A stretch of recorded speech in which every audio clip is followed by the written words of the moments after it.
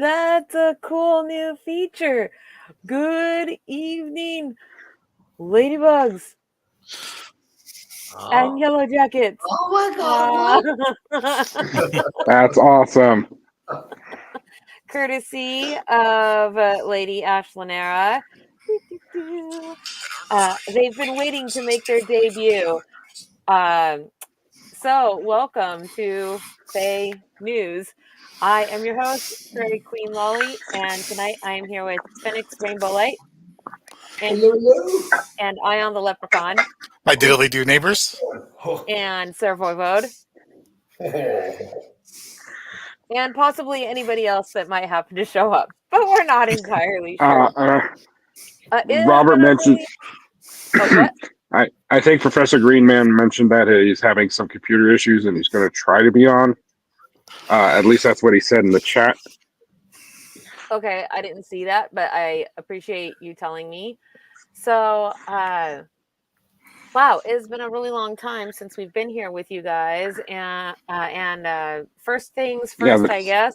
Let's see if I remember. First things first, of course, like, subscribe, and boo the bell. I was going to choose something that somebody put in Discord, but then I forgot. And this is what I had. So, boo the bell. Because as you know, actually, maybe you don't. Go ahead, Ion. I was going to say, isn't boo like Latin for I scream? Are you serious? We'll go with that, sure. He's lying.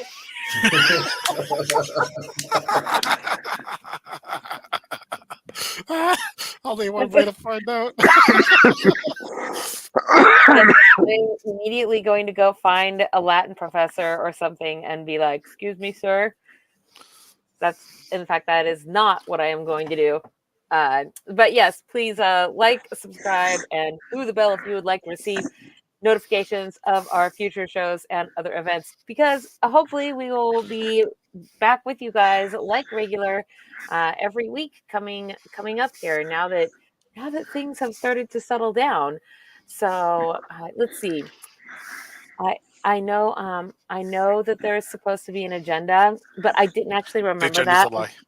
It doesn't. Yeah, well, it definitely does not exist. I didn't remember until like 10 minutes ago that there was supposed to be an agenda. So there is no agenda for tonight other than the things that I have put into the title and into the descriptor. Let's see. Wow, it's been a minute. So let's see. I know that I have a whole. I have a whole file that's full of things that I can read to you guys. Oh my gosh, I'm so sorry. Okay, here we go. I am opening that up, and then I'm getting to where I need to be. Oh, yes. All right. Okay, so there are actually a lot of things that have been going on in the realm, even though you guys haven't seen us here in the longest of times. And so I guess that we can start by talking about some of those, but before we do that, I just maybe what do I see there? I guess maybe I should just jump in and be like, what's been going on in your corner of the world, Phoenix? So many crazy things. Oh my gosh. So over in our part of the realm, we just recently got done getting ready. You got done. Wait, what? Ready for the winter. Just flash. Did you guys not hear me? Is that what happened? I heard robot voice. Yeah, I heard robot voice too. I heard you say that you were done getting ready. That's what I heard you say. And I thought surely that can't be what you said. For the cold. Yes, I said that exactly. We were done getting ready for the cold. We finally finished winterizing most of the stuff, getting ready for that long freeze, but we noticed that there was a tree that was over the house that had a massive split. You could see through the tree. And we're like, oh, that branch is going to come down before winter.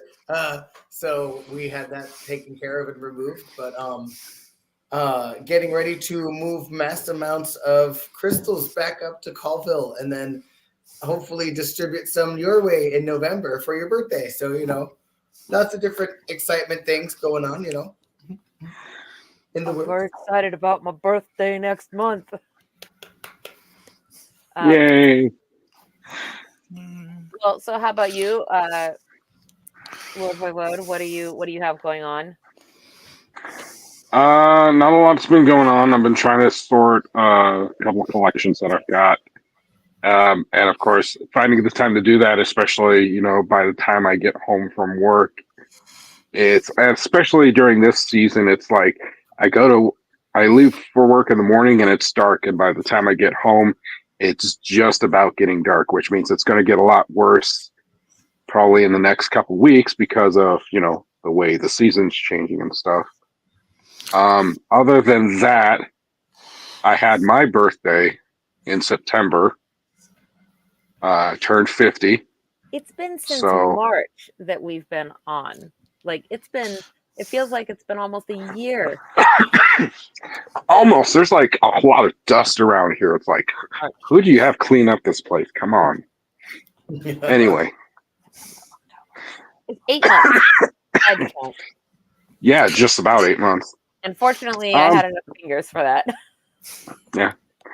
Other than that, I've just been working on stuff. October would count 8. Okay. Yeah. All right. Did you see what Bjorn put up for this comment? I did. The Latin verb boare or boavi. Well, there's no V in Latin. So how do you say that? Boawi? Like V is silent.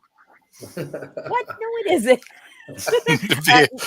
To shout or to call. Is this true? Is this actually true? You think Bjorn and I could collaborate in such a gaslighting?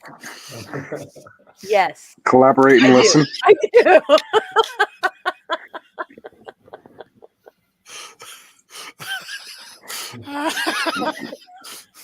I don't trust either one of you. I've met you both. I might actually trust Bjorn more than I trust you, Ion. I'll be honest.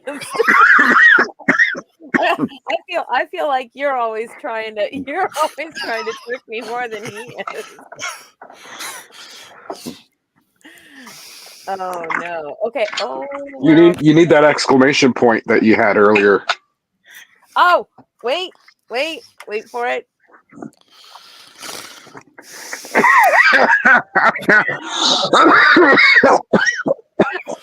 Ask and you shall receive. So this was actually Sweetleaf's idea because I was going to say, speaking of drinks, I think that's where we should start. But now that you mentioned exclamation point, so this coming weekend is the Samhain Dumb Supper and the Fairy Night Market on Saturday. And also on Saturday is the Fremont Bridge market, which is just around the corner from where the store is. And so they're having a night market on the same night we're having a night market. And so Sweetleaf had the idea that we should send somebody over there with an exclamation point and hand out Fairy Night Market quests and try to get people to come over to the Fairy Night Market when they're done with that market. That's a great idea. Oh, if I was there, I'd be there to do it. But I'm not close enough. That's funny. But I support this idea. Yes, these shenanigans. So anyway, I bought some of those exclamation point guys. And if somebody is available at the night market to go do that, then we will go over there and we will pass out some flyers to people that are over there. So I think it's a little further of a walk though than people realize. So it's not quite just right around the corner because I walked there once actually a couple months ago from Don't Die on Us, please. There's enough of all of that. This cough has just been. I had a cold twice within like once after the other, and this cough has just been sticking with me, and it's been annoying as all hell, as you can imagine. Oh no. Yeah, Yeah. when I get sick, coughs stick around for a while, so I hear you. It's Yeah, always the last thing to it's go. funny because for me, it's like I don't have a cough during the cold. It's only at the end when I'm recovering. So it's kind of a good sign, but also sucks. Yeah, the lingering cough is pretty crappy. Yeah. So you took a drink from your water bottle, and that made me realize that Yeah. we have our mustard soda here, and Oh I no. think Uh, so. What month are we in? We're in October. I guess sometime in September. So a few weeks ago, I went to university for the very first time. And while I was there, I went to some other place. I went to a place called Aquaquan. I'm pretty sure I'm pronouncing it right. And there was a candy store, which I, of course, was lured into by the promise of brightly colored, tasty, delicious candies. But what I actually bought at the candy store was none of that. And instead, I bought mustard flavored soda. And Ion has the mustard flavored soda, and I have the mustard flavored soda in this cup. Yes, you can see it is yellow, a very distinct color of yellow. it's It's like kind of the color yellow you expect things to come out in. No, it makes you have to drink. it's making me think of mellow yellow or like not slice that it's called slice. It's reminding Slice me is how an orange we're all soda, taught right? to not eat the yellow snow. That's what it's. Oh, slice isn't an orange soda, but there is. Oh, is it slice or Are you something thinking of else? Squirt? Squirt, maybe? yes. Yeah, Squirt was kind of that color. No, it Nothing wasn't. against Squirt was it. white. I would probably actually be the one that would enjoy this. Since Oh I no, you're right. Squirt is white. Never mind. There is a soda out there that is yellow, like mellow yellow. You know, I feel like none of this conversation is actually good, but keeping in tradition and theme with tasting weird and strange things, when I saw the mustard flavored soda, knowing that we were going to be coming back here onto the show, I decided to buy a bottle. So all the way here from one of the Virginias. So this is one of the Virginia. so before you taste it, you should tell. Before you taste it, you should tell us how it smells.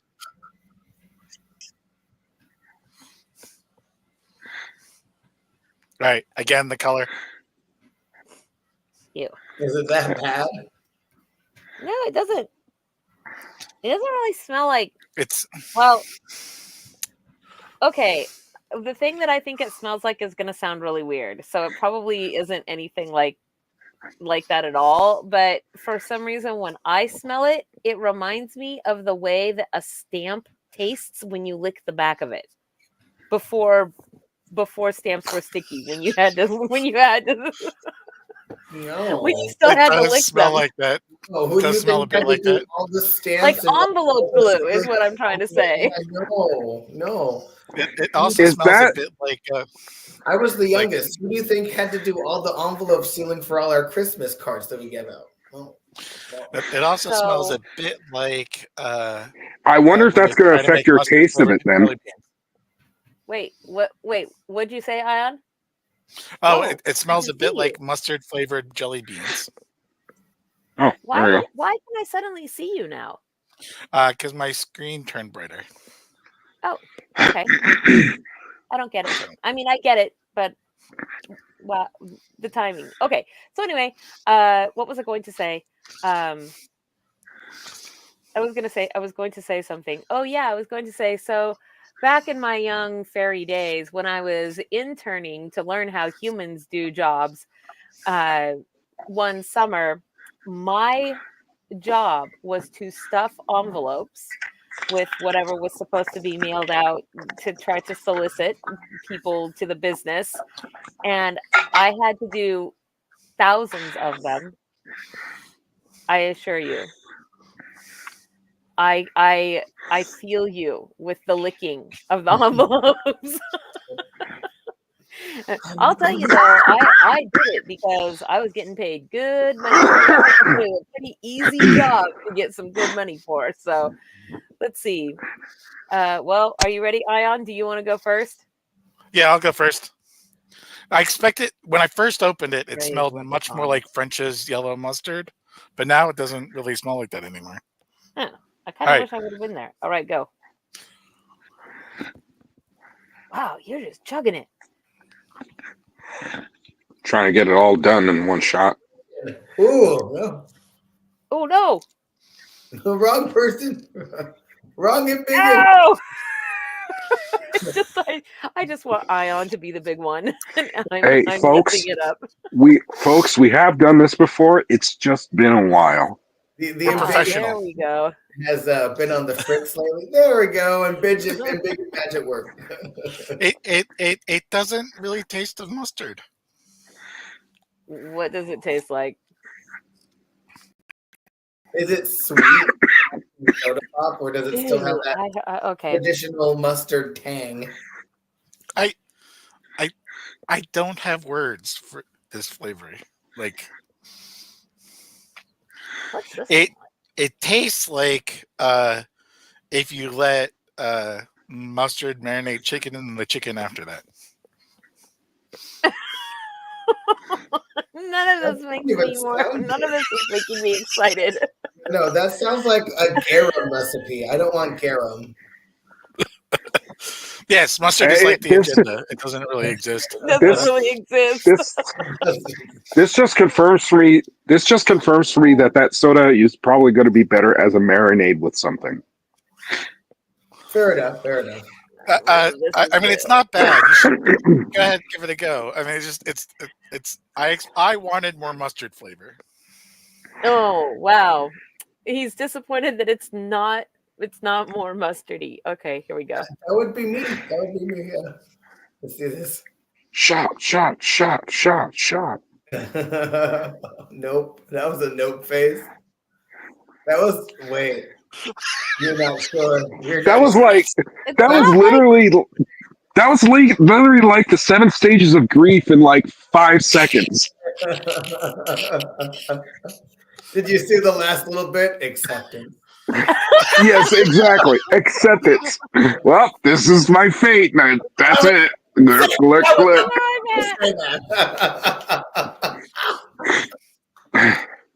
Anyway. Can we get Dijon soda next? So there's more mustard to it. What about green? 100% does not taste like mustard at all. In fact, I might have liked it. I think I'm actually with you. I wish it actually was more mustardy. Like I'm a little disappointed. It's like when I first poured it, it did smell like mustard, and it doesn't really smell like that anymore, and it doesn't really taste a bit. Yeah, it doesn't taste like it either. I don't know what flavor I would describe it as. It is sweet though. It definitely is sugary, but it doesn't taste like anything that is particularly. I guess there's no recognized flavor. There's no tang to it or anything other than soda. Actually, it's kind of flat with regards to that.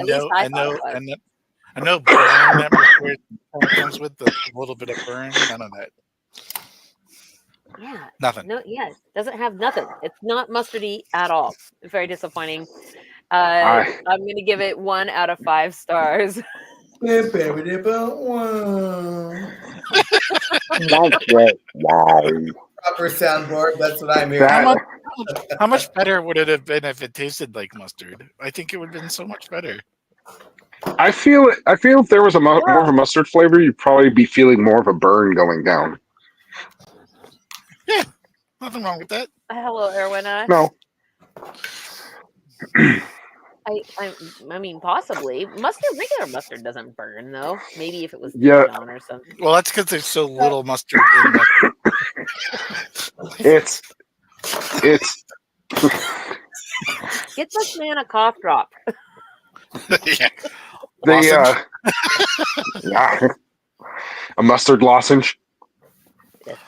Ooh, how would that taste? Oh my god. Probably sugary and not like mustard. Probably, but it's funny it's funny that you guys say that, you know, how it's a mustard soda and it doesn't taste like mustard to you, because I was actually talking with a coworker like a couple of years ago around this time. Hostess had a couple of themed snack cakes, and they had like ding dongs that were supposed to be taste like caramel, and they called it like scaramel or something like that. I don't know. And I love caramel flavored things, so like, hell yeah, I'm getting me some of this. And you know, it was a great tasting butterscotch ding dong. It did not taste like caramel at all. Those are very different flavors. It is. And it's funny because I was with a bunch of friends and I gave some to him. It's like, tell me what this tastes like to you. And the first words out of another friend's mouth was, wow, that's a really great butterscotch flavor. I like butterscotch. I like butterscotch. So, have you tried the new Coke Oreos? So I've had the Coke that's flavored like Oreos. I've not had the Oreos that go with some Coke. Wait, there's both? There is a Coke flavored Oreo, and there is the soda, which does it come in regular? I know it comes in Coke Zero flavor, but does it come in regular flavor, Ion? I think it does, but I tried the zero. There's Oreos that are flavored like Coca-Cola, and there's Coca-Cola that is flavored like Oreos.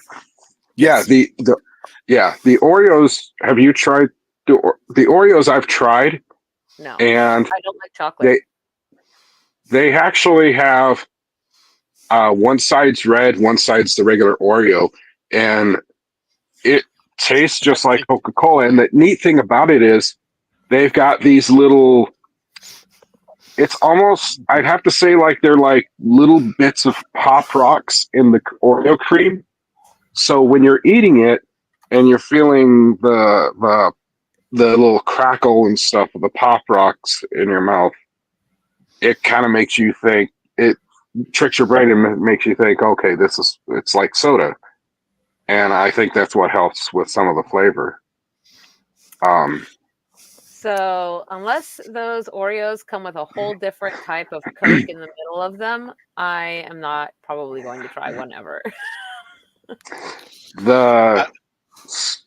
Yeah, go ahead. Sorry. Oh, I was going to say, the soda kind of genuinely tastes like I was also eating Oreo cookies.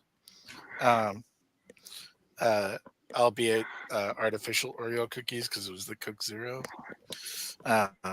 So it wasn't, sugary exactly. It was sweeter. I got this. I have a soda too, and I got the same impression, which is funny because I had a friend get me like 7 of them, and I still have 5 because I drank one and I was like, this tastes like an Oreo. I don't know how I feel about drinking Oreo. Yeah, an Oreo. You love it. You would probably get an Oreo Blizzard. It's the same thing. I always get Oreo. No, it's not. One's got ice cream with Oreos in it. And one is and not one's like if you took an Oreo and liquidized it. If you wait long enough, it's the same thing. You wait long enough, it's the same thing. There's milk in an Oreo. Give it time to melt, and it'll be fine. That's it. This Christmas, you're getting those butter flavored candy canes I saw. Ew. I mean, I would try it. Like a stick of butter. You know. No, it's a candy cane. Looks like a candy cane with yellow stripes, and it says butter flavored. Butter flavor. Maybe for Yule Cat this year, what we could do is for your partner, instead of buying things that wow, this is a They terrible like. idea. That's right. Instead of buying things they like, yeah, buy something that is crazy and weird flavored, and as long as they're not allergic to it, that's what we'll all send each other weird flavored things to eat or try and taste, and then we can do a big show of it, and everybody can come on and Why do try I their feel- weird, strange things. Do why I feel get to list right away that I'm allergic to clamanaise? So- but I already Why do I feel like So what you're saying? horrible? So Ion, what you're saying is, I'm not to send you the chicken tuna salad made with clamanaise I was going to send you. That's a no? my God. I mean, I could refrigerate it, but that's expensive, so it might be a little warm when it gets to you. I might That's not so eat it. gross. So I had this idea for the clamanaise jar because I still have it. Yeah. Is it still got stuff in it? Oh yeah. Oh. There's still clamanaise in there if you want some. No, is it refrigerated? Mm-mm. Yeah. It's in the back of the refrigerator. Oh, God. It's been banished to the back of the refrigerator. I've cleaned out my fridge before, and I know what goes back there. Stuff you forget about. The day that you go back there and Hey, here's the leftovers. is black and no longer white, then you really have to be afraid. My thought was that I would empty the clamanaise jar out of all the clamanaise because obviously it's disgusting. Like it was disgusting when it was newly opened, let alone being like 3 years old now. Like I'm afraid if I open that jar, something will actually crawl out at me. But I just have to say, so that plastic, even if you clean it, it's probably going to have that smell leached into it. Because I just remember that my mom had this really nice set of like cookie jars that she bought one year, and she filled peppermint lifesavers into it, and that thing holds the flavor of peppermint that any cookie that my mom makes, she puts in there, instantly tastes like lifesaver peppermint. So I feel like put peppermint lifesavers into the clamanaise jar, and then we'll have.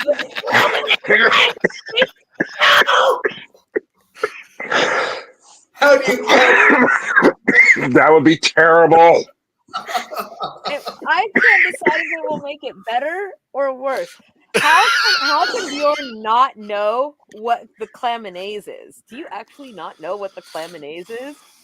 Yeah. He needs to be sung the glories of clamanaise. The great clams gift you upon all are mankind. the one that is. Someone better tell him. Nearest to it, Ion. You should go get the jar. You don't have to open it. Just get the jar and show it to Oh me. my Bring goodness! forth I'm getting the jar. substance. I'm gonna touch it. Doesn't want to. We just see Ion in the picture putting on these giant like gloves, the hazmat mask, and those tongs like Homer Simpson has when he's handling the radioactive material. Oh no. Okay, so a few years ago, Cards Against Humanity did a thing where if you horrible thing.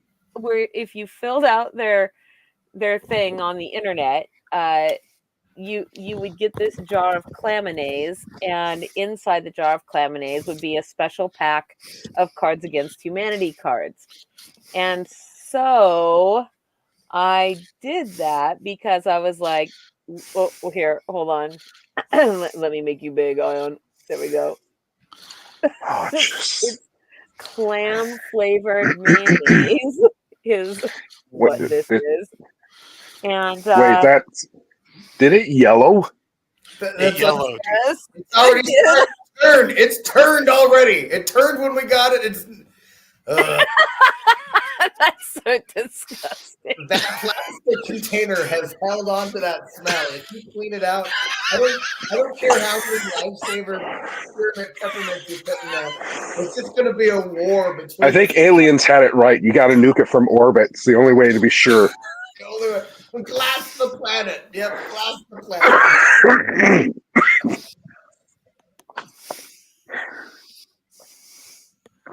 It's probably flammable. I dare you to open it. Okay.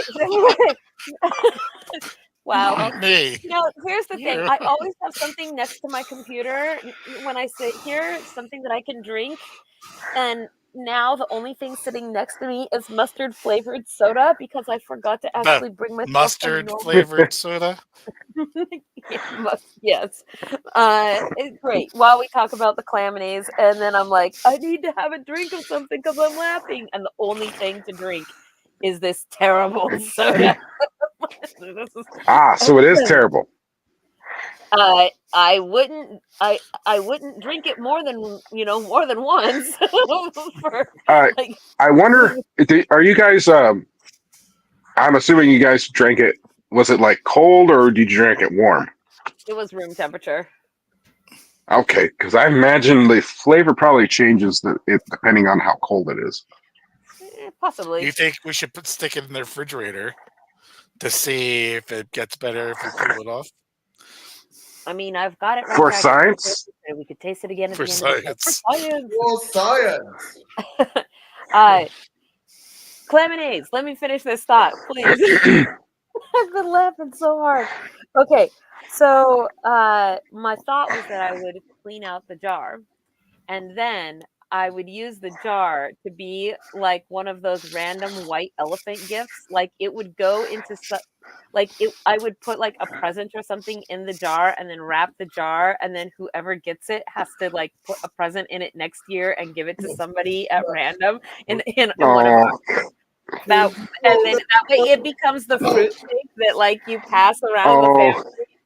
Like it's a 20-year-old fruit cake. It's like one of those. Put like a stuffed animal in there, and they're gonna pull it out, and it's just gonna reek the rest of its existence. You are gonna create like a horrible and peppermint. I am. My imagination is it's like one of those gifts that are like, really tiny, really small, but you put it in like 5 boxes of various sizes, and suddenly like they get this giant box, and then suddenly they get this very tiny present after opening a bunch of them. Prank idea. I feel like. Go ahead. Clean out the jar of Claminays. Step 2. Then clean it out again. You clean it out several times. Fill it with some sort of whipped cream parfait dessert. Take it out into public and eat them. Oh, and then just eat it in public, like yummy. Oh God! Yes. You get one person. You get one person to order it. Oh God! It has to be. It has to be. It has to be. It has to be like partially melted vanilla ice cream, just so it has that like more consistency. Like yeah, and you should do it like on a hot day, right? That way it just looks like you're eating mayonnaise. Like, well, not that we're gonna have hot days here for a minute, but like. No, even better. Something the color and consistency of Dole Whip. Dole Whip is the pineapple flavored like whipped cream. Ooh, that actually. Yeah, I mean, if you're going, and it's yellow, so hey, you got that nice little tinge. Oh, that's so disgusting. Wow. You somehow tricked one person into ordering Claminays, and it's all worth it. Oh no. No, I got it. It's so horrible. It's so horrible. I'm just thinking to myself. No, I'm just add powdered sugar and serve it as a cannoli. Ew. what I was just thinking to myself, like, what if we had it at like one of the fairy night markets and it was a challenge, right? So like people, if do they dare to eat the claminaise? But it's not going to actually be claminaise; it'll be whatever we're talking about, right? Like, do they dare to do that, or do they dare to do the other thing? Like, and see whether or not we can get people to try the. I don't know. I did get people to lick glue sticks a couple months ago. So And sure, It tasted like this, I'm sure. well, so there was some people at the night market, and they were getting their quest seals to put onto their ranking sheets, and they came into the store, and I was talking with a friend of mine in the store at the time about glue sticks, because I have these glue sticks under the counter that are flavored. So they're like blueberry cobbler and, pineapple pie or whatever, apple cinnamon. Like, there are all these delicious flavors. And when you smell them, they smell really good. And I was saying, who thought of this? It's already terrible enough that, kindergartners think that glue sticks smell delicious and want to just eat them and will just gnaw down on them. But that wasn't good enough. No, somebody had to go and make glue sticks that smell like delicious desserts, so that if there was any doubt that children would eat them before, all doubt has now been, vanquished, right? Wow. And so we're laughing about this, and these people, they had come in, and that she wants to know what she can do to earn more quest seals to go onto her rank sheet. Because she's like, I want to get that belt, and I am going to rank up, and like, what else can I do here tonight that will get me some of these, quest, some of the quest seals. And then she says, I will lick those glue sticks for a quest seal. And I said, well, as it turns out, I have a quest seal here called the Gauntlet. And the Gauntlet is a quest seal that is specifically for when a challenge is made and accepted. And then if you complete the challenge, then you get the Gauntlet, right? That way people can name their own types of challenges between each other. In the event that whatever it currently exists doesn't do it for them. And so I said, well, I would accept this as a challenge.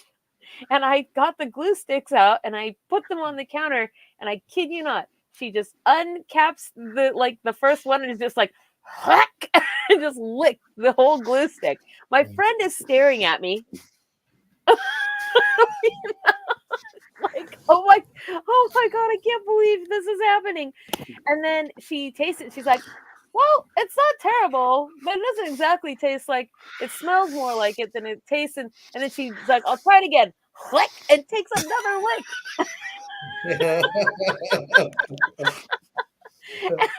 and it was so funny because he was like, what are you doing? And I was like, you're 18 at least, right? And she's like, yes. And I was like, see, adults, they can make their own decisions. And so she, as discovered afterward, she licked well, it actually wasn't. I just told the story out of order. I did ask them beforehand, just in case. there was a little CYI in there. But yeah, so as it turns out, then I gave her the Gauntlet seal because she had agreed to lick the glue sticks. So I feel like, and I mean, just think about how many of you have I gotten to taste weird and strange things. Everyone here has tasted something weird and strange because of me. This is true. This is your I feel like I could do it at the night market. I could get people to do it. This is your secret power. You just get people to do it. Yeah. That's one of my secrets. It's like Emperor Palpatine is in his ear. Do it. Yeah. Well, but there's only one thing she controls. It's controlling what people decide to. Uh-oh. We got robot voice again. Hello? You know, We have a frozen phoenix. Check it out. Ah, he's frozen. If he's a frozen fox, does that make him an Arctic fox? Yeah. Oh. Because it turns out this is what the fox at? says. Did I Nothing. get somebody? Did I get somebody to eat chapstick? No. Oh, he says he died. Oh, it's time to get the phone out. So I didn't know they had glue sticks that had those flavors, but I remember when they were coming out when I was going to school. They were coming out with dry erase markers that had difference that didn't have that marker smell. They were actually they had like one smelled like grape, another smelled like orange, another smelled like cherry, and I just thought that was a bad idea, especially when you're dealing with like young kids. But now you said they're flavored glue sticks, and that makes me worried. And your challenge proved it. Of all the development in office supplies throughout the years, I would have to say dry erase markers are the most remarkable. Oh, that was a terrible joke.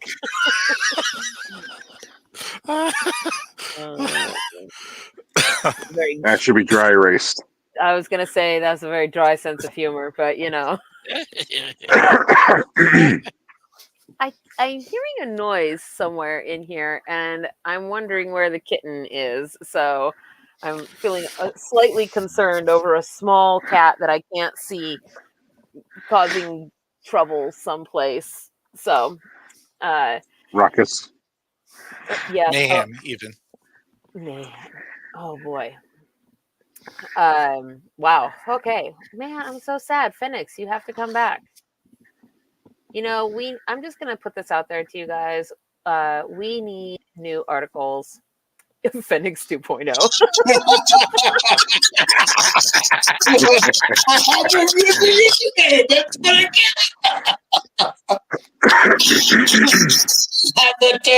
We are ready to begin. I just saw this. Yeah. Let it go. Let it go.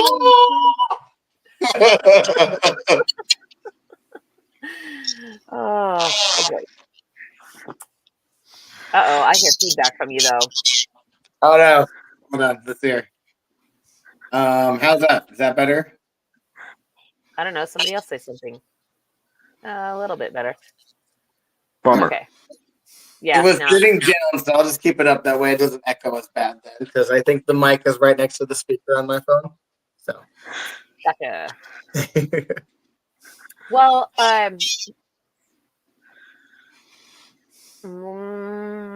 okay, so there are some things that I want to go over, I guess, and then maybe I can read an article or two tonight. I have the list of articles, but I don't know how out of date they are because we haven't been collecting articles for a long time. What? The last couple times in the past of FAE News, I did have I did add articles on the last couple times when FAE News was canceled, so I haven't added anything there lately. So, I mean, none of those articles are going to be recent, but they're new, technically. Okay, I understand what you're saying. All right, let's see here. So, the Fairy Night Market. What is this?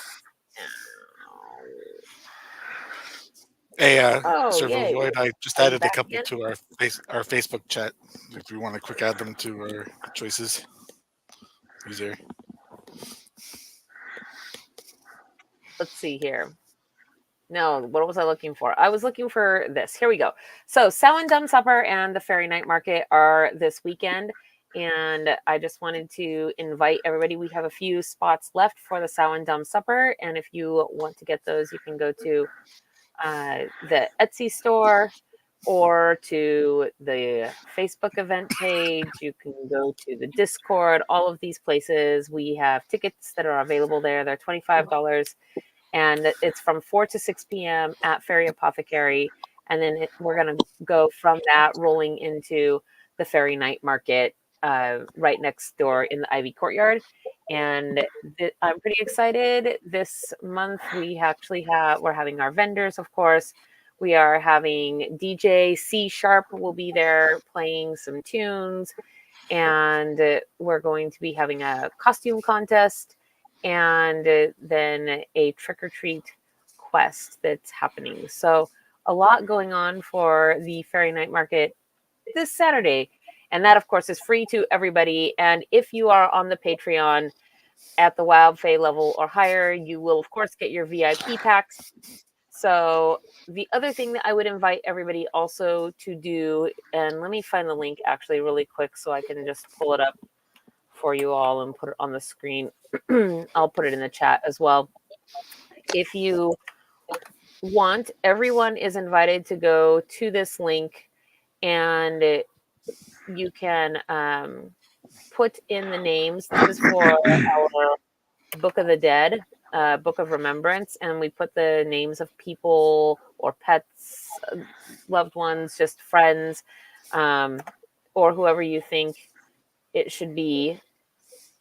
We put them we write them into the book, and then during the first part of the Dumb Supper feast, when everybody is eating in silence, we read those names out with the ringing of a bell to usher them on, and then that is our little ritual that we do every year to remember everybody. So that is open to anybody that wants to put in names.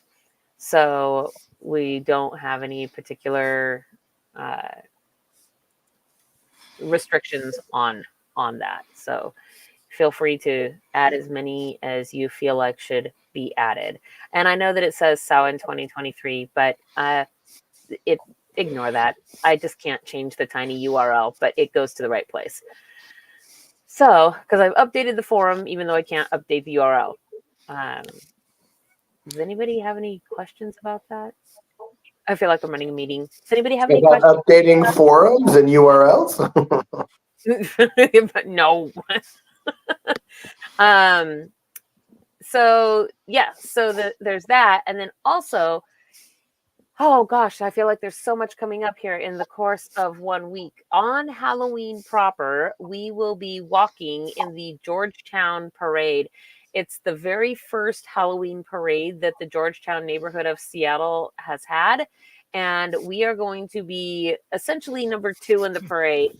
Number 1 is going to be the Georgetown people themselves, and then following right behind them, our group will be going, and we will have our little trailer and for riding in if people need that, and then walking. And we will be doing the opening ceremonies. So there's going to be at least 2 viewing stations throughout the course of the parade, which is basically a straight shot. I was looking at the map. It is just a one line walk. There's not even any turns, but we will be stopping at each of the viewing stations, and we will be doing a ceremony, our typical ceremony for the changing of the seasons, where the Seelie and the Unseelie courts switch drinks. So I have a story that I will be telling to the crowd, and while we have our Seelie and Unseelie court representatives picking somebody from the crowd as tribute, giving them their glasses, and then pouring some water for them and allowing them to perform the little ceremony. Hello, Voivode, you're back. Hey, yeah, I got disconnected somehow. Ion, do you want to go get those 2 glasses out of the kitchen? And that way we can show people what the glasses look like. Okay. Can I put the claminets back while I'm at it? Please do. Don't want it to warm up. So gross. I don't even want to think about it. I'm so afraid to open it. It will make me gag to open it. I'll just be like, ooh. Well, Ion's busy with that, and it is now 8:30. I have a game for everybody. Oh, 8:30. I Yeah. forgot about the special hour. Yeah. What's in Fennec's drawers? No. Ooh. But just to clarify, it's legitimately a drawer. So my question to everyone, both here on the show and in our chat, is how many cell phones do you think is in Fenix's drawers right now? 5. Nope. I'm guessing 8. Dang, pretty close. 9. 9 cell phones are just sitting in here. Yeah. Why? Why? Sorry, do you have somebody had to say it. Oh, hold on. Well, hold on. Phoenix is telling us a thing. Because I'm renting a house and this is just a desk that's sitting in this room. So while I was sitting here at the beginning of the show, I'm like, I'm bored. What's in here? And I'm like, oh, there's like 9 cell phones. And then that's when I came up with the 8:30 plan of Phoenix's drawers. What's in Phoenix's? Oh boy. Yeah. What else do I have in my drawers? Do you want to know what else I have in my drawers?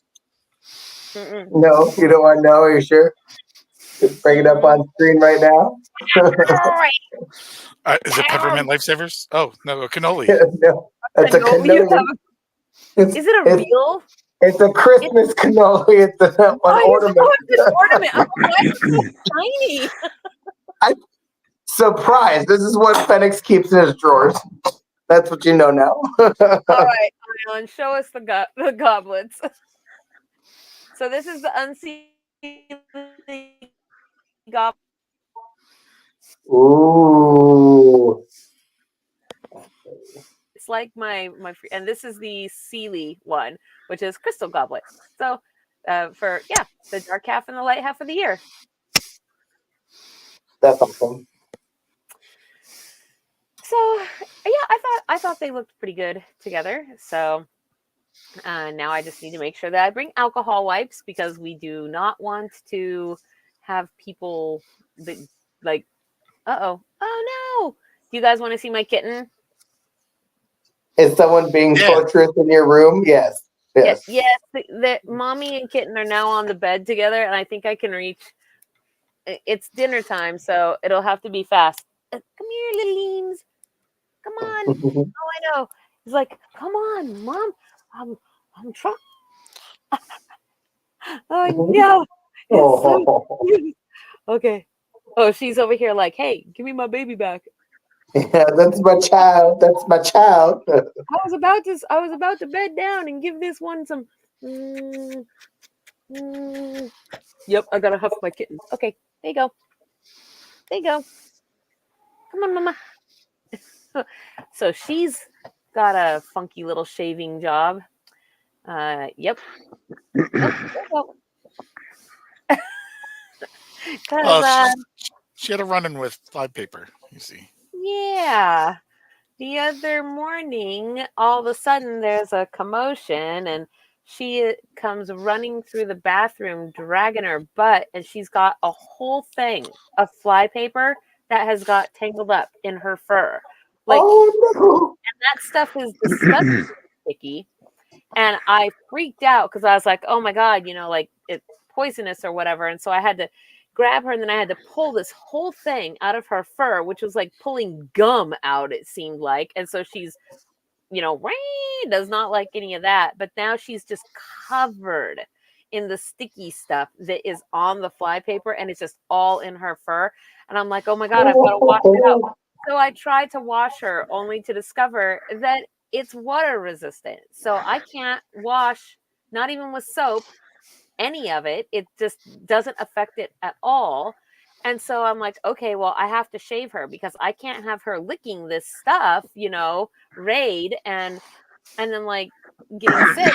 My family couldn't, because it was all on her belly and everything. And so I was like, and I obviously can't have the kitten, feeding off of her with raid all over her stomach. So get out the trimmers, but her fur is now all wet. So now I'm trying to trim her with the trimmers with sticky, wet fur. And well, let's just say better trimming jobs have been done. So, because we had to wrap her in a towel, and Ion had to hold her while I am like carefully trying to get in there and like just cut this stuff out of her fur, and So it needless was to say, you are not her favorite person right now. yeah, everybody was traumatized. She was traumatized. I was traumatized. Everybody was traumatized. Yeah. It was a terrible experience for all of us. But I did get almost all of it, and then I went and looked it up, only to find out that it is in fact not toxic to animals, but it's also not recommended, to let your animals be eating it. So, yeah. Is it the best? It's not the best snack. Yeah. Weird. Yeah, not the best snack. So, yeah, now she just has her whole back end is all kinds of patchy. Yeah. So I'm already you can only eat the forbidden fruit by the foot with raisins if you're daring enough. You can only So the fly strips, right? They remind me of a fruit by the foot. And so if it's got flies on it, it's a forbidden fruit by the foot with raisins. Raisins on it. I was literally thinking that as soon as you said that. Yeah. You're welcome, everybody. There's your mental image for the night. That's terrible. After talking about claminays and all that kind of stuff. Yeah. And then mustard soda. Yeah, I just said, if you all keep watching, you're here to torture yourself. Yeah. Now, okay. So, you guys talk about gross things amongst yourselves. I am going to pick out. We're going to do at least one article here tonight. Gosh darn it! Well, if you're willing to talk about everything that I wanted to talk about, if you're willing to brave going to the Book of Faces, then there's some there. But there's also plenty on that document. I have not talked about everything I wanted to talk about last night. Two things. One, next month is November, and that's the Thanksgiving month. Two things are happening next month. So I want to have a Magical Academy house competition for a food drive. So food donations. Oh, cool. Yeah, so that we can, then donate that. So pay attention on the Patreon and in the Discord, because I will be putting details about that up. And then 2, of course, is my birthday, which is we're going to be celebrating on November 23rd, which is a Saturday. Even though it's not my actual birthday, that's when we're celebrating it. And my goal right now is to get as many people together as possible down at the merry-go-round on the waterfront piers in Seattle and turn it into a ferry-go-round and try to get a ginormous group picture taken so that we can use it for our December postcards for Yuletide. Oh my God, yeah. Yes. So I would just want to throw that out there. And the other thing that I want to talk about is the sword practices, but I'm going to let Ion actually talk about the sword practices and tell you guys about those while I go and try to choose between articles. So, Ion? Right. So we've been holding a sword practice on Cowan Park in Seattle every Friday night. Although I think we're talking about maybe reducing it to every other Friday, but whatever. The point is right now it's it'll be first and third starting in November. Yeah, first and third starting in November. I often will teach at those, but we also often get our sword mistress. What's her name? Catheris. Thank you, Catheris. Teaching classes on how to sword fight. And Wally has been learning all sorts of great techniques for defending ourselves from How to not brigands and ne'er-do-wells.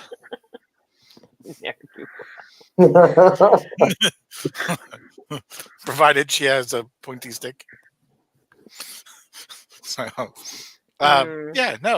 it's been great fun. And he hit me in the head. That's why he's having so much fun. Jeez. Okay, you say ne'er-do-wells, I think you're like, those darn hooligans, dang ne'er-do-wells. Lolly, you block with the sword. You block with the sword, not your head. You know what? you get to battle Ion next, and we'll see how well you do. I don't think you understand. I'm Trixie. Like, I'm Trixie. they said go, and then he just like, it was like the running of the bulls. And I was unprepared for that level. First of all, in the instance in which you were hit in the head, I did a standard attack as taught to you by the sword mistress, and you could have used any of 2 blocks to get to it. That you were also He taught. also used an illegal technique known as flash step from any anime. Like, what? I don't understand what you're doing. You could have used any of these blocks to save your face. Oh, you know what? You're right. In fact, all of those thought processes occurred in my head, right? I was like, yes, I could use any of these blocks, but I think that I will waive my right to block the sword with a sword, and I'll just stand here and take it in the face. No, you know what? It wasn't like that. They said they said Ale, and you were just like, ah, and I was like, ah!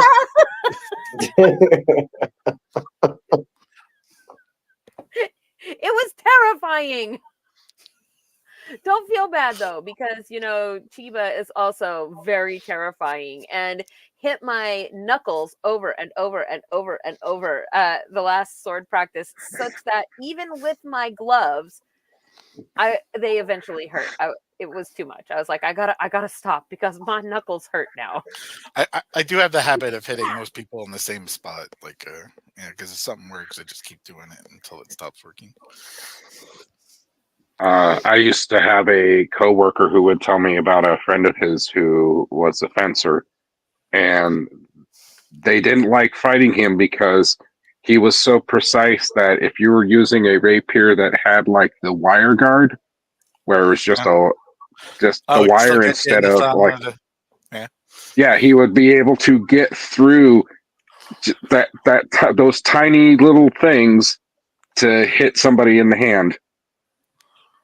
And it was like, okay, so now we have these. Now they have cupped rapiers. Precision master, right there. Yeah. Mm-hmm. Yeah. Well, when I was learning to do it, we would practice against tennis balls to make sure you were on target. Tennis balls are pretty small, so trying to stab a tennis ball, you're like, ding, ding, ding. You can get that's the amount of precision you basically need to get through there. I've never tried to do that though. I was always a saber guy, so. Well, I figure it's a good way for me to get the exercise that I have been instructed that I must get in order to regain the things I have lost this year. Namely, lots of muscle. So dexterity, yes. Strength and dexterity should be your stats that you're focusing on this year. Mm-hmm. We'll settle for sinisterity, Mace, instead of dexterity. What you're saying is next time I should just fight you left-handed.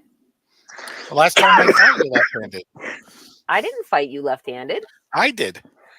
You were fighting me left-handed? Yeah, last time, yeah. I don't remember that.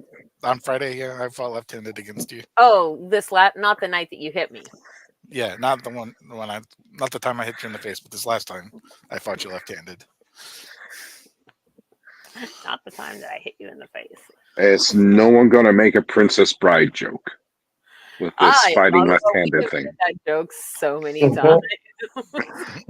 I mean, to be fair, there's a couple. There's a video I saw of a couple Star Wars voice actors. One did Darth Maul in the cartoon, and they were doing, and the guy does the voice of Obi-Wan. So they're the cartoon voice actors. They did the entire Princess Bride scene between Wesley and Inigo. Yeah, the climbing and it was letting down the rope. Yep. Yeah, but in the point of view of they're Star Wars characters, not actually those characters. Yeah. It was really funny to see. Yeah, it was pretty great. Although the Princess Bride scene, the sword fighting scene, they reference many of the old masters, and those old masters the texts that go with them. They're using the fencing techniques described in those texts. So, All right. it's Do you see pretty this? spot on accurate. I do see this. Yep. I Yes, just. Is that one of the old ones? Pauper Sword beat up begin. Good catch. Thanks, Phoenix. I'm like, where? Here What we do you call it? A fair go. duel? A fair no, duel. Oh my god. I don't know if the sound is on for this. Let's see. Because I forgot to check and see. Oh well, whatever. I'm That joke has I'm just trying to make Ion feel good. Where's the I'm just trying to make Ion feel good.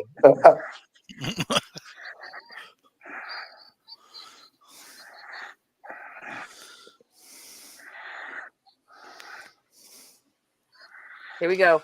Bam! Right in the face. Glasses Boom, off and boom, everything. boom. Boom. See, you weren't even the first person, Ion. I get hit in the face all the time.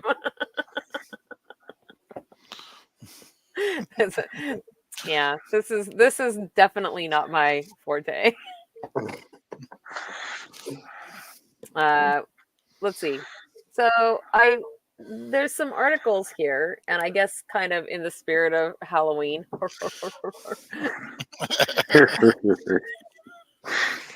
Stupid joke, I know. Montana man pleads guilty to creating massive Frankensheep with cloned animal parts. Versus, that would be by Phoenix. The bizarre plan to bring George Washington back to life from Sir WeiRd. Those, I think, will be our two articles to begin with. If you guys have never done this with us before, well, Ion, you don't have a timer, do you? No, Pick the I did sheep, not. everyone. Pick the sheep. I can count. I want to know about mutant sheep. I don't know how long this timer is, but it might be about the right time. So Did they get the power of Magneto or Xavier? What? Mutant sheep. When I start the timer, I don't know what you're talking about. So I don't probably does. Well, actually, I would just the best one continue. would be Just Cyclops ignore sheep. that. Oh my Yeah, god. Cyclops sheep. Well, actually, voice best. Well, No, actually, Oh yeah, you all do it. All I can think now is the X-Men intro, but it's all bass. Ba, ba, ba, ba, ba, ba, ba, ba, ba, ba, ba, ba, ba, ba. I'm gonna use that. Oh boy. I will actually. I am not a part of. I will actually be right back. What? Okay, so this is how it works. I start the timer, and then I turn this thing over. Like I start the timer, and then if you want to hear article number 1, which is something about weird Sheep. zombie sheep with cloned parts, you press number 1 in the comments. And if you want to hear article number 2, which is about Zombie bringing Washington. George Washington back to life, you put number 2 in the comments. And when this thing is done, we will read the article that has the most votes. If there is a tie, then everybody on the screen gets to vote except for me, and then that is what we will go with for our tiebreaker. So here we go. See, I don't know how long. So I don't know how long this guy actually takes, though. Oh, that's cool. Well, I like that. It's okay. We'll Yeah, figure it it's actually one of my favorite ones. So like as the sand gets towards the bottom, then it will go back. It counterbalances the weight and it goes down.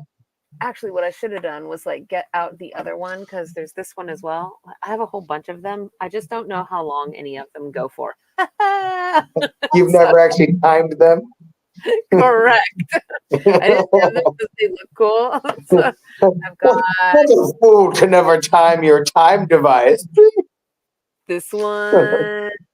You could always and add your Ashes to hourglasses so you can always be part of family game night later. That's actually an interesting idea. No, that's terrible. I don't know. I still want to get turned into a diamond. It isn't terrible. Maybe. Oh, you know what I think would be cool? To have some of your DNA taken and then have your bones regrown into, because they can do it like companies in Australia can do it, and they can regrow your bone from bones that you've got, and they can make rings out of it. So you can have a ring made out of your own bone. And I think that would be awesome. You look horrified. You're just asking for someone to like steal that piece of bone and now have an exact spell ingredient they need for like the worst things possible. Well, No. to be fair, I think it would be pretty cool if somebody like also took my skin and used it to bind a book when I was dead. So, but What, it's not legal your to do pink that. fairy book? Is that what you want? Your pink fairy book is just gonna get rebound in your skin? Jeez. I don't know. It's one way to. Does anyone want to buy a fairy Necronomicon?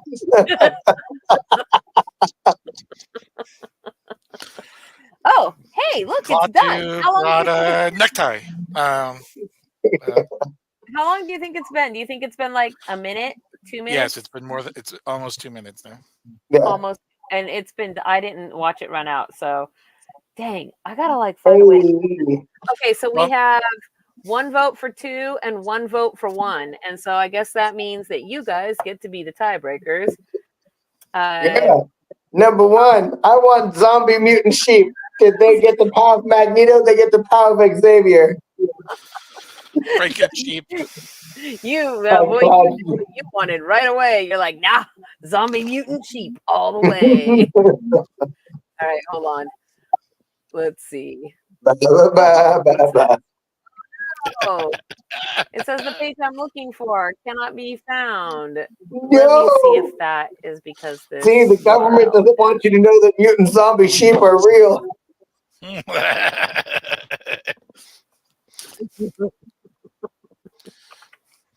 Well, actually, I'm gonna just see if it's a typo. Ew. They had to hide them. They became the best mutant superhuman fighting force in the world. So they had to keep their identity secret.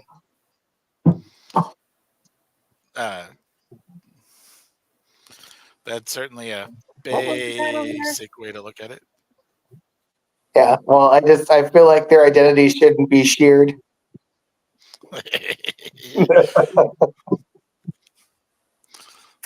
Let's see. Guilty. Can't pull the wool over my eyes. I'm pretty sure that the mutant sheep Nightcrawler is still the black sheep of the family, regardless. All right, here we go. Now, even with his buying, whatever. I never worked out. Telebuying. Oh, geez. All right. Montana man pleads guilty to creating. Well, where did Lord Voivode go? He just disappeared on us. Yes. Okay. Well, Montana man pleads guilty to creating massive Frankensheep with cloned animal parts. The plan was to let people hunt the largest sheep in the world on private ranches in the U.S. Hunting sheep? What? Well, if they're giant sheep. Hold on. Look, like before I even get into this article, before I even get into this, I feel like hunting sheep it's kind of like hunting wingless quail tarts. Like, hold on. It's not like sheep are like this super stealthy predator animal, like hunting a tiger or something. You don't think rams are dangerous? What? He spliced it with the gene of a chameleon. It's like I'm gonna go cow hunting, and they're just out there like. The average cow can be hunted with a hammer. Exactly, that is exactly my point. I don't feel like this is. they splice. The reason why it's Franken sheep is that he spliced the genes with chameleons so they could blend in, making them more threatening. Like an indominus sheep. Predator sheep. Predator. It no. was mixed with a velociraptor also. It was a bad storyline. They're bad guys. Oh. Okay, here we go. An 80-year-old man. Of course he's 80. All right. A boomer in Montana pleaded guilty Tuesday to 2 felony wildlife crimes involving his plan to let paying customers hunt sheep on private ranches. But these weren't just any old sheep. They were young and hot. They were massive. They were massive hybrid created by illegally importing animal parts from Central Asia, cloning the sheep, and then breeding an enormous hybrid species. Jeez. It's Do impressive. they actually mean cloning? Because I feel like there has to be a level of scientific involvement in real cloning that some 80-year-old dude in Montana just doesn't have. I feel like what they're saying is that he was buying cloned sheep, organs and parts, and then like was just slowly collectively building and assembling his sheep once the parts came in. Is this what I'm understanding from this? Hybrid like a project mutant. Parts. It's a project, Pat. Arthur Jack Schubarth, who's 80, owns and operates the 215-acre alternative livestock ranch. What the hell is alternative livestock? Alternative livestock. Ranch in Vaughn, Montana. Alternative livestock. Vaughn, Montana even is, right? Like somewhere up near the border in the middle of the mountains or something. So I just have to look. No. Okay, back to the thing. Where did I put it? The article. Where'd you go, article? Okay. Where he started this operation in 2013, according to a press release from the U.S. Department of Justice. Alternative livestock includes hybrids of mountain sheep, mountain goats, and other large mammals, which are often used for trophy hunting by wealthy people. An unnamed accomplice of Schubert kicked off the decade-long scheme by illegally bringing biological tissue from a Marco Polo sheep, the largest sheep in the world, from Kyrgyzstan. Wow, I can't say that one. Okay. Into the U.S. in 2013, according to prosecutors. How big are these sheep? An average male can weigh over 300 pounds, with horns over 5 feet wide, giving them the largest sheep horns on the planet. What were you going to say? That's a pretty big sheep. So the you sheep might have to hunt that from your Dodge Ram. They're what? You have to hunt that from your Dodge Ram. Yeah. Okay. Ion, you really rammed that joke in there, didn't you? It was all because of you. No!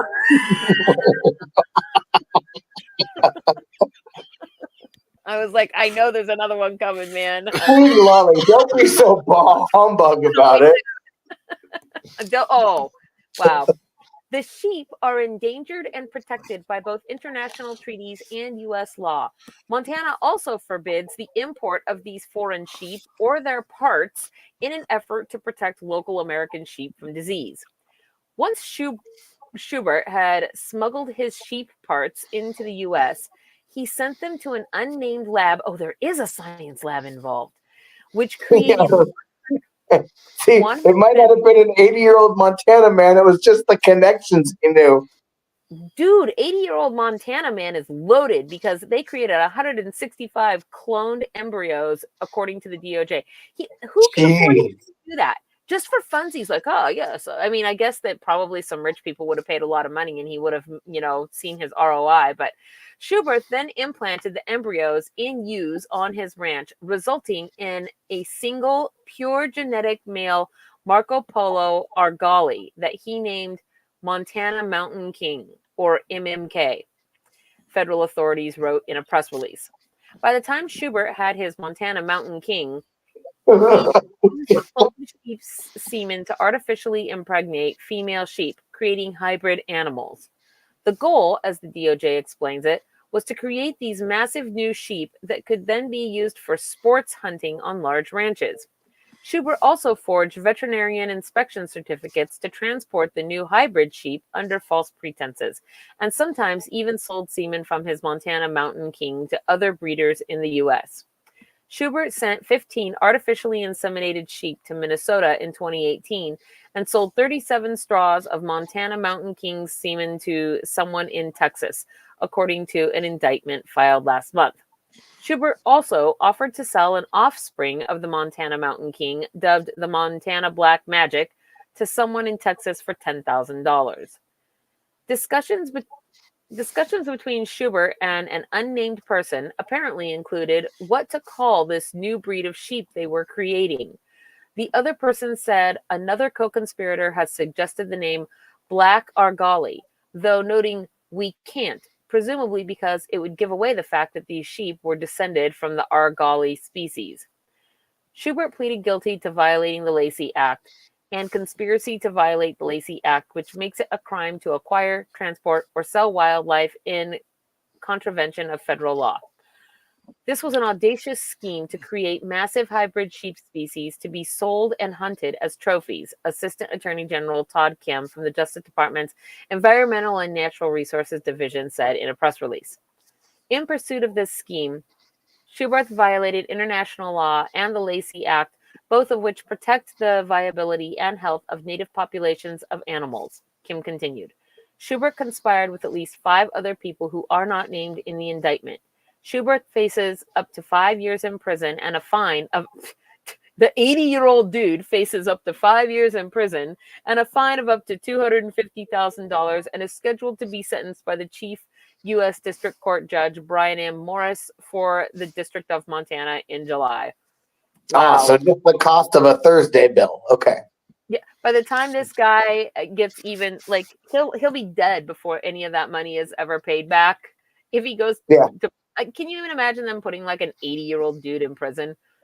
Igor's already in jail, but this guy. But I will say I am a little bit impressed though that like there was actually real cloning involved, because I didn't think that there was going to be. I thought it was just going to be some weird story of like animal husbandry or something. So I don't know. When they talk about the Montana Mountain King, I can't help but think of like Shaw from the Alien movies, where it's just sitting there like, kill me, kill me. When it's her with the half alien, like it's her half alien clone that she comes across in the lab, right? It's just looking at her. Kill me! And so she winds up catching it on fire. Yeah, that's what this situation reminds me of. Oh, it's a sheep that needs to be cleansed and burned. Okay.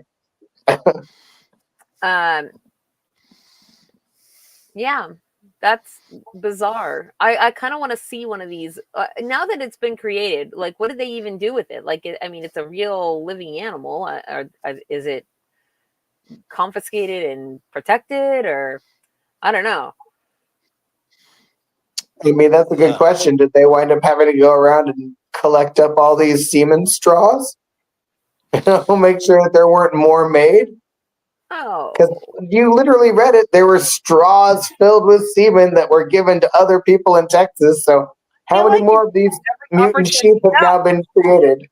I feel like you're taking every opportunity that you can to repeat that over and over. No, I'm saying that, like, think about that as an actual issue. Like, if you have, I don't know, like anything that could be potentially contagious, and maybe the super strain spreads it better. I don't know. That's a bad thing to think about. Like, oh yeah, is this like a legitimate lamb sheep, or is this like a I am lamb sheep? I am lamb sheep. You know? Okay. So, okay, next articles. The Dark Origins of the Paris Catacombs versus you can spend the night in the secret library tucked inside St. Paul's Cathedral. I don't know. It seemed kind of ghost story-like, so I figured that would be it. So let's see. Here we go. Here's the timer. You guys know how this works. If you want to hear, if you want to hear number 1, which is About the catacombs? Dark Origins of the Catacombs, press 1 in the comments. If you want to hear spending the night at the secret library tucked inside St. Paul's Cathedral, press number 2. And here's the timer. So we shall wait. It is approximately 9:06. I'm gonna kind of monitor this. I want to see. I'm gonna try to remember. I want to know about this secret library inside the cathedral. And only because I've been watching this anime about somebody who gets transferred to another world. And she's now in a world where they don't have librarians. And she's like, I just want to read a book. Like, she spends years just trying to get a book. Yeah. That sounds terrible. I would hate to be in a world that did not have books.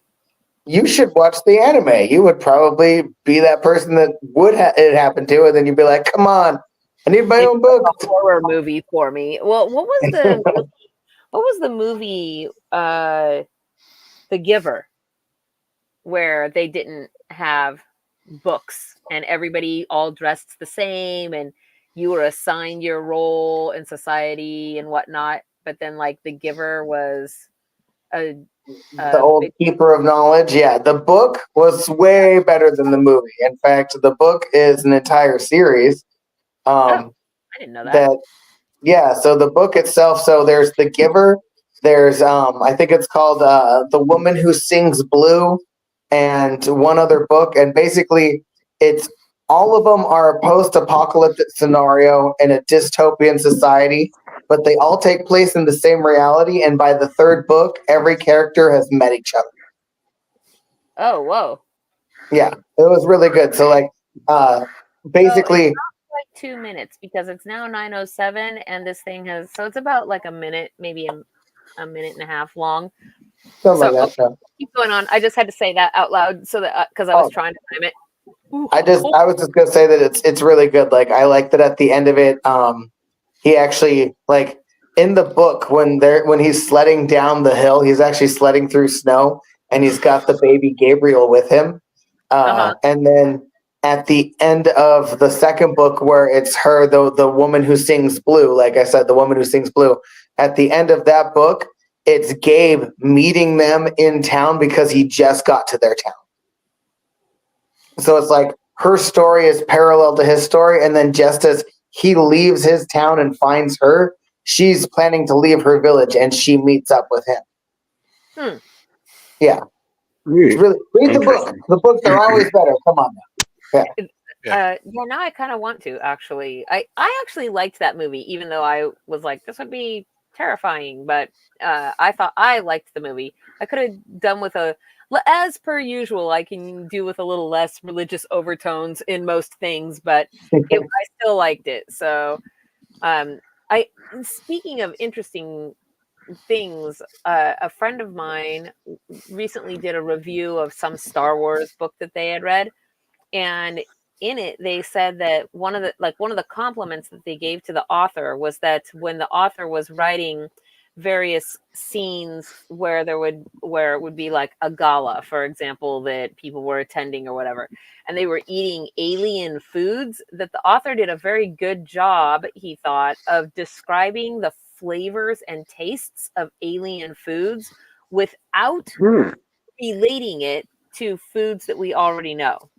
Mhm. And then I really wanted to read some of these food descriptions, because how would you, it's sort of like this soda pop that the mustard soda, right? Where I was like, well, it doesn't really taste like mustard, like, how do you describe this flavor that doesn't taste like anything you really know, right? It's a very interesting problem to try to describe that, right? Like, and I then think it's fascinating. Yeah. On a similar note, I was listening to a bit of a podcast that apparently Brandon Sanderson does, and they segued from that topic to the known naming convention. Like, if you're writing a book in a different world, is it okay to call it an ottoman? A what?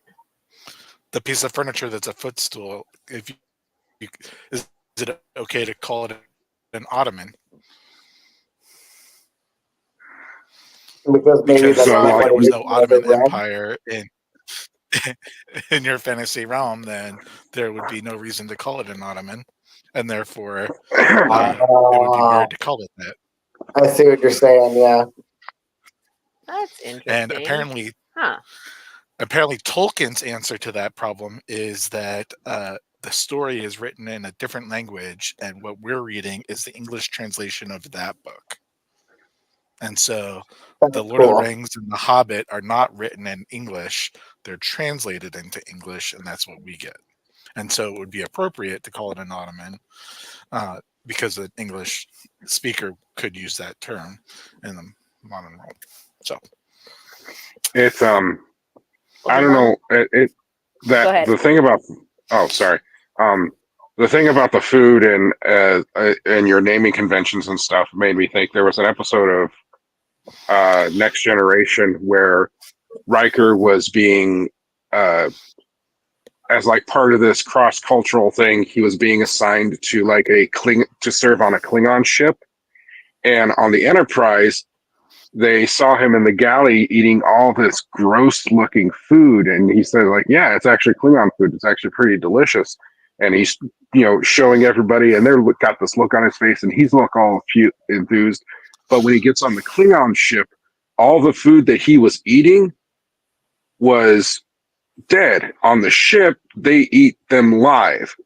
So these things are actually these squirming worms that, come to find out, are actually alive when the Klingons eat them, and all this other stuff. So you talking about food and how it's perceived and stuff made me think of that, how he perceived it, and yet he was also wrong about it at the same time. that's pretty cool. Yeah. Anyway, sorry. Oh no, that's okay. We sort of, went off to wherever. Okay, Dark Origins of the Paris Catacombs. Learn how sinkholes and poor sanitation led to the creation of the Paris Catacombs in the late 18th century. So many dead people. The Paris Catacombs draw thousands of visitors a year, but few know the macabre tunnels' unusual history. While the tunnels are named after the catacombs of Rome, which were built in the 1st century by Christians and Jews forced to perform their burial rites in secret, the catacombs of Paris were founded in the 18th century in response to two spectacular problems: sinkholes and a surplus of dead bodies. Notre Dame, Les Invalides, the Louvre, many of the City of Light's most iconic buildings are made of the Lutetia limestone, or Paris stone, which has been mined from the quarries on the outskirts of Paris since Roman times.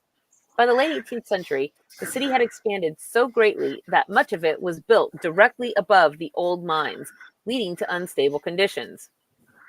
In 1774, a massive sinkhole in the Rue de l'Enfer, or the Road to Hell, engulfed the houses, carts, and people, who fell over over 84 feet to their death. Jeez. Multiple sinkholes over the next few years caused panic and outrage. In response, King Louis XVI created the Inspection Générale de Carrier, or the IGC, in 1777 to map and maintain the quarries. Chief Inspector Charles Axel Guimont began a race against time to locate material to shore up the vacant mines. A growing public health problem provided, the grim solution: overcrowded cemeteries and cadaverous miasmas. In the 18th century, most Parisians were buried in communal graves on the grounds of their parish church. The graves were left open until they were full, a process that could take months. The bodies would break down over the course of 5 years. Then the grave would be reopened, the bones extracted and moved to a charnel house, says Dr. Erin Marie Legacy, author of Making Space for the Dead, Catacombs, of a book. The largest burying ground in Paris was Holy Innocents Cemetery, which had been in continuous use for over 500 years. As the city above grew, overcrowding became an issue down below, and by the mid-1700s, 1 of 10 of the city's dead were buried there each year. So, 1/10 of the city's. So, okay. The living and the dead jostled for space, especially where the cemetery bordered the bustling Les Halles market. Historian Rosemary Wakeman writes, human decomposition mixed with the blood and guts of the market, with piles of rubbish to form a putrid stench, a dangerous effluence that made Les Halles an axis of infection and disease. French writer Louis-Sébastien Mercier warned that cadaverous miasmas threatened to poison the atmosphere of the city. He claimed the vapors soured milk and wine that was stored nearby, and that the cadaverous humidity of the cemetery's walls had the effects of venom. Miasmas can be roughly translated as contaminated air that is thought to spread disease, says David Barnes, author of The Great Stink of Paris and the 19th Century Struggle Against Filth and Germs.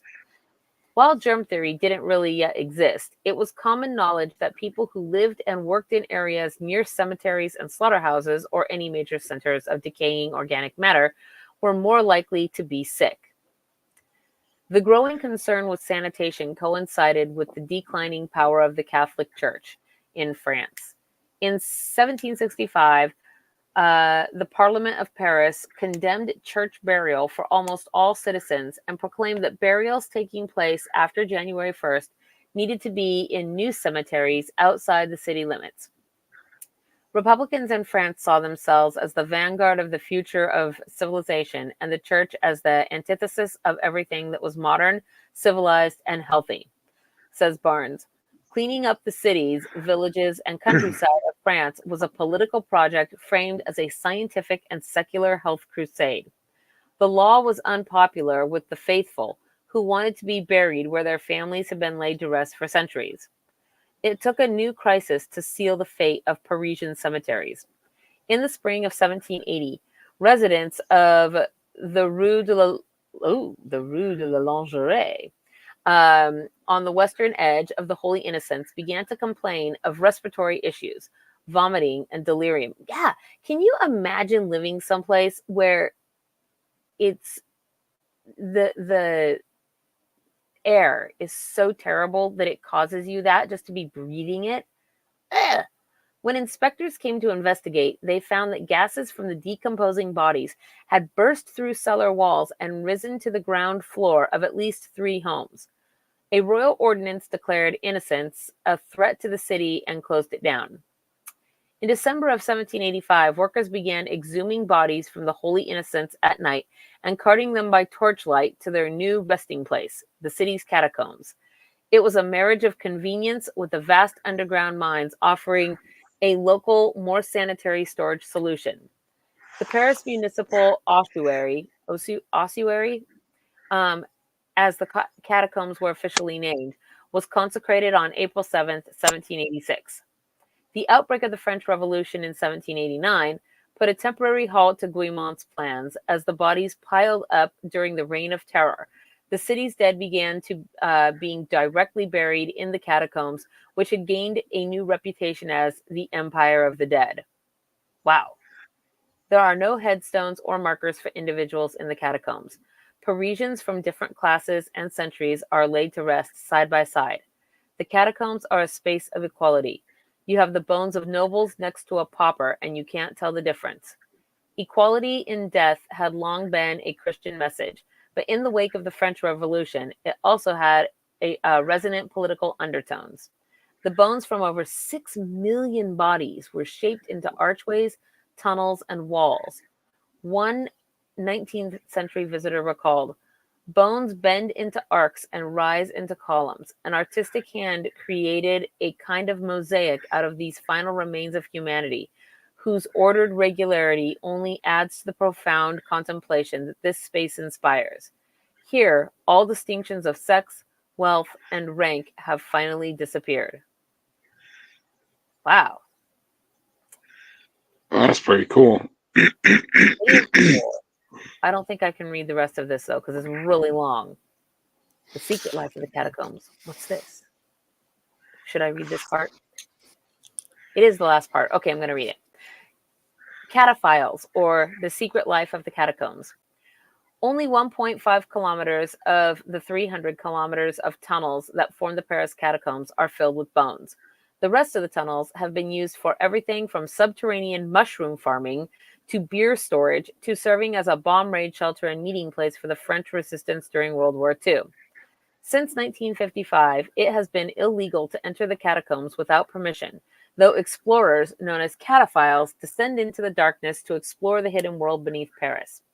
A special branch of the Paris police, dubbed cataflics by locals, patrol beneath the city streets.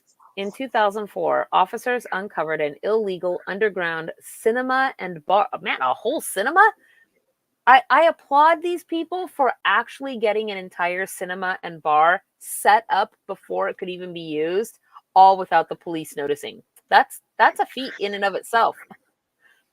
As a liminal space beneath the ever-changing city, a big part of the Paris catacombs' appeal is their remove from the bustle of the city above.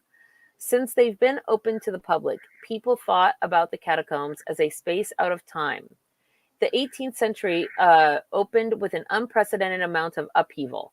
Everything changed, from names of streets to the way people measured time. Accelerating technology during the Industrial Revolution quickened the pace of change. As soon as you go underground, that's all missing, she says. In the 21st century, cell phones don't get reception down there. To descend into the catacombs is to travel to the center of Paris and back in time. Well, there we go. Ta-da! All right. Quick That's a very question. interesting article. We lost the fox. Quick question. Yeah. If you were to pick one of the movies to be shown in the cinema in the catacombs, what would you pick? Go. Phantom of the Opera. The black and white one. I was thinking I don't know the name of the movie. I'm really terrible at remembering names of movies, but I would pick a movie that that had to do with the first one that comes to mind is it was about these people that go spelunking down into this hole where they then are set upon by these humanoid-like creatures that apparently have been living underground for a really long time. And they therefore like don't have eyes, like their eyes are sort of milky, Right. and Was that called The Descent? it might have been called The Descent. But I was thinking that, or I would pick a movie that has to do with like being buried underground, because I think it would be extra freaky if you were underground and then you had to like think about all the horrible things that could happen while you were underground, and that would be very horrifying. Yeah, there's that movie that stars the guy who plays Deadpool, where he's just in a coffin the entire movie. Like it's all from his point of view inside this coffin. Huh. Oh, wow. Why is he in a coffin? I don't remember why. Uh, um, That's And Ryan Reynolds, right? yeah, Ryan Reynolds. Yeah, I'm pretty sure is in it. Huh. It might be called I Buried or something like that, or I um, I think if yeah, I think that's what it's called. what about if you don't want to do a bit of horror or something like The Maze Runner? That would be kind of cool. Right. And then Or I do kind of agree, like any of the classics. Nosferatu would be good. Phantom of the Opera would be good. Interview Oh, with the Vampire. Like any of that the. I think if we go with classics, at least ones with sound, at least it's if you could set it up, if you could set up the sound system correctly enough, I would have like some of the more ambient sounds, like say if there's a scene in the movie where there's just the door going, Mhm. instead of having it play on the speakers in the theater area, it echoes down like one of the tunnels coming to the theater.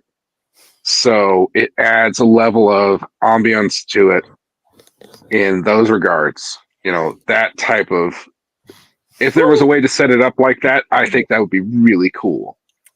Here's a question. Would you watch the movies that you have recommended in this place? totally. Probably. Yeah. The first time I watched the movie Jaws, I was on water that you You on couldn't a see boat? through. No, I was on a inner tube. How did you watch a movie on an inner tube? So it was a lake, and the lake community has a 4th of July festival. And I, as a young leprechaun, was at this festival for this 4th of July festivities. And in the evening, they have this giant raft where they had all these sort of aquatics events and for kids to do. Anyway, when it got dark, they pulled down some sort of canvas thing and they projected the movie on it from a boat. And we watched that movie from the water. And so I was kind of floating on the water in an inner tube on a lake with That sounds fish in cool. it as it got dark. And so the movie is very different when there are fish that will in fact nibble at the hairs on your legs. Woo! That, okay, yeah, that'd be pretty freaky. It would. Oh man, sakes. I think any kind of movie is always enhanced by ambient. Is it ambience or ambience? Or I Yes, don't know I how would it's say pronounced. ambient, but I don't know if that's I think they're necessarily both correct. Yeah, Let's see. like for me, one of my favorite horror movies is John Carpenter's The Thing, and Oh funny yeah, enough to say this is wintertime is when I watch that movie. I don't watch it during Halloween. I watch it during the wintertime. Why? Because it's set in the Arctic and there's snow. And even though I'm inside and I can't see the snow, it's out there and it kind of gets that whole, yeah. Plus, it's a Yeah, great movie overall anyway. So, Well, yeah, of course. so it looks like dictionary.com says that it's pronounced ambient. ambience. Yes. Okay. It starts out with like AM and it doesn't have any little, so ambient. I Okay, went for the longest. it is 9:28, and so that basically brings us to the end of the show. And I believe we do plan to be back here next week. Please hit the like and subscribe button. Ring the bell if you want to get notifications of future shows. And just a little reminder, if you guys want to join us in Seattle at Cowan Park on Fridays, we are doing sword practices. And next month it will be first and third Fridays. And second and fourth Fridays will be at Fairy Apothecary. We're going to be doing craft nights. So there will be things going on every single Friday, and they are all open to the public. And of course, if also this Saturday, we have the Fairy Night Market and the Samhain Dumb Supper. We would love to see anybody and everybody who wants to come to those there. I have a kitten behind me that is very angry that mom has left and taken dinner with him. Like, what are you doing? Get back here. And I guess with that said, then that basically brings us to the end. And now this is the part where I have like an end trailer that I would play. If I remembered. Yeah, we're professional. We know where these things are.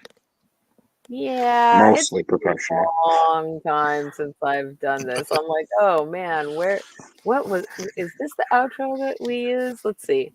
Hello and welcome to FAE Productions. We hope you enjoyed our show with your host, Fairy Princess Ollie.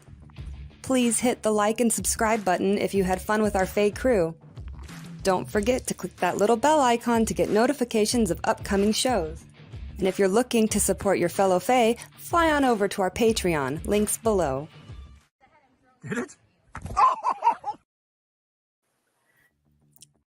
I definitely need to make a new one of those. But all right, now I have to try to hit these buttons really fast. No. Well, my StreamYard is being weird in that I don't know if I have to like try to get an updated version or something, because like when I click the button, you know how like a menu will drop down? That menu doesn't stay visible. The menu will drop down and then disappear. And so I have to like try to click buttons really fast in order to actually hit the thing that's supposed to happen before the menu disappears on me. Anyway, good night, you all. This might take me a minute to get to, and we might have to watch this outro play again. Let's see. No, wait, I can remove the outro video. Yeah, why? I don't know. So here we go. Boop, boop. I did it. No. Hey.